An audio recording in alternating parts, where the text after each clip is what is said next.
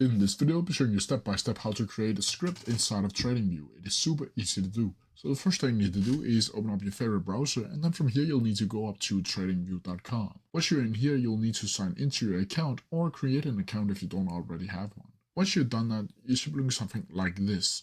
And here you'll need to go up to the products tab up here, or supercharge, and then it should bring something like this. Now from here you'll need to go up to the menu up here and click indicator, and then from here you will be able to see under personal my script. Once you click my script, you'll see that there's no personal scripts yet, but you'll be able to create one by clicking here. Once you click that, it should bring something like this. And here you can enter in your script that you're either coding yourself or have someone else code for you.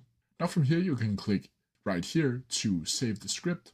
You can rename it, you can create a new one and open script over here that will open up all of your scripts.